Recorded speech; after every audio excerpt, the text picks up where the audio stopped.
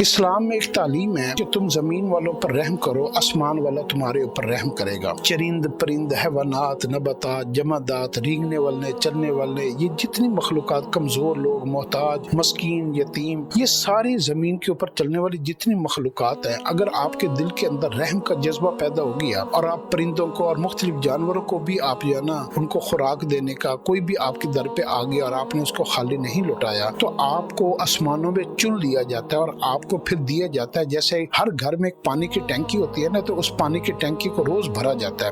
ہم یہ سمجھتے ہیں کہ وہ پانی کی ٹینکی موٹر سے بھرتی ہے، ایسا نہیں ہے۔ وہ زمین کے خزانے ہیں اور اللہ اپنی قدرت سے اس پانی کی ٹینکی کو بھرتے ہیں اور اس کے اندر سے پھر بے شمار ٹوٹیاں نکلتی ہیں اور ان ٹوٹیوں کے ذریعے سے وہ پانی آگے تقسیم ہوتا ہے۔ اگر وہ ٹوٹیوں کو بند کر دیا جائے اور پانی کی ٹینکی میں پانی چھوڑ دیا جائے کہ پانی کہیں ختم نہ ہو جائے، ڈر پیدا ہو جائے اور بخل سے اور کنجوسی سے کام لیا جائے، تو ٹینکی والا پانی بھی بدبو چھوڑ جائے گا، زنگ آلود ہو جائے گا، نقصان دہ ہو جائے گا، زہر اس میں بھر جائے گا اور نیا پانی بھی اس میں بھرنے کی جگہ نہیں ہوگی۔ ایسے ہی زمین والوں کے اوپر آپ رحم کرنا شروع کریں۔ ہمیں جتنا بھی رزق دیا جاتا ہے نا، اس میں ان ساری مخلوقات کا حصہ ہوتا ہے۔ تو آپ صلی اللہ علیہ وسلم کی حدیث کا مفہوم ہے کہ میری امت کو جو رزق ملتا ہے نا، وہ چلاکی، ہوشیاری اور عیاری اور قابلیت، محنت اور پیسہ اور تعلیم اور ان چیزوں کی وجہ سے نہیں ملتا۔ میری امت کو رزق ملتا ہے جب یہ یتیم، مساکین، محتاج، غریب، فقراء اور جو ہے نا یہ چرند پرند، حیوانات، اللہ کی مخلوق پر جتنی بھی زمین پر ہے، جب یہ ان کے اوپر رحم کرتا ہے اور ان کے اوپر خرچ کرتا ہے، تو پھر اس کو چن لیا جاتا ہے اور پھر اس کے ذریعے سے پھر ساری مخلوق کو رزق دیا جاتا ہے۔ تو ان لوگوں میں شامل ہو، اللہ سے سخاوت مانگے۔ بخل ایک ایسی لعنت ہے کہ بخل سے اللہ کے نبی نے ہر دعا میں اللہ سے پناہ مانگے، یا اللہ مجھے سب کچھ جو ہے نا میرے سے گناہ ہو جائے لیکن بخیل نہ بنانا۔ ہر گناہ سے بھی پناہ مانگنی چاہیے لیکن بخل میں خاص طور پر پناہ مانگنی چاہیے، کیونکہ بخل انسان کی عزت،